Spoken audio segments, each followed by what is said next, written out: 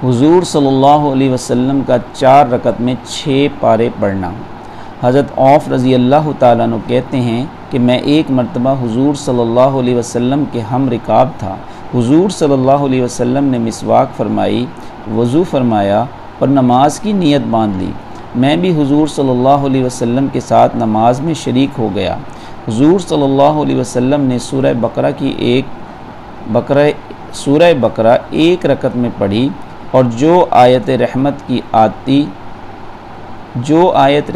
आती हुजूर सल्लल्लाहु अलैहि वसल्लम उस जगह तक रहमत की दुआ मांगते रहते और जो आयत अज़ाब की आती उस जगह देर तक अज़ाब से पनाह मांगते रहते। सूरत के ख़त्म पर रुकू किया और इतना ही लंबा रुकू किया जितनी देर में सूरह बकरा पढ़ी थी, और रुकू में सुब्हान ज़िल जबरूति वल मलाकुति वल अज़मा पढ़ते जाते थे। फिर इतना ही लंबा सजदा किया। फिर दूसरी रकत में इसी तरह सूरह आले इमरान पढ़ी और इसी तरह एक एक रकत में एक एक सूरत पढ़ते रहे। इस तरह 4 रकतों में 6.25 पारे होते हैं। ये कितनी लंबी नमाज हुई होगी जिसमें हर आयत रहमत और आयत अज़ाब पर देर तक दुआ का मांगना और फिर इतना ही लंबा रुकू और सजदा था।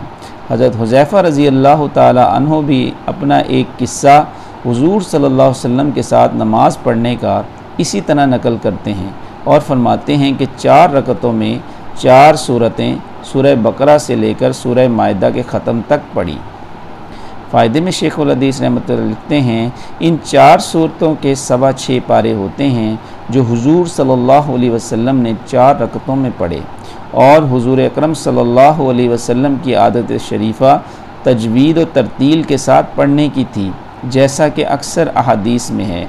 उसके साथ ही हर आयत रहमत और आयत अज़ाब पर ठहरना और दुआ मांगना, फिर इतना ही लंबा रुकू सजदा। इससे अंदाज़ा हो सकता है कि इस तरह 4 रकात में किस कदर वक्त खर्च हुआ होगा। बाज़ मरतबा हुजूर अक़दस सल्लल्लाहु अलैहि वसल्लम ने एक रकत में सूरह बकरा, आले इमरान, माइदा 3 सूरतें पढ़ी जो तकरीबन 5 पारे होते हैं। ये जब ही हो सकता है जब नमाज में चैन और आँखों की ठंडक नसीब हो जाए। नबी अकरम सल्लल्लाहु अलैहि वसल्लम का पाक इरशाद है कि मेरी आँखों की ठंडक नमाज में है। अल्लाहुम्मा रज़ुक़नी इत्तिबाअहू। अल्लाह ताला से दुआ है कि अल्लाह ताला हमें अपने प्यारे हबीब सल्लल्लाहु अलैहि वसल्लम से सच्ची मोहब्बत और उनकी सच्ची इत्तिबा करने की तौफ़ीक़ अता फ़रमाए। आमीन सुम्मा आमीन। जज़ाकुमुल्लाहु खैरा।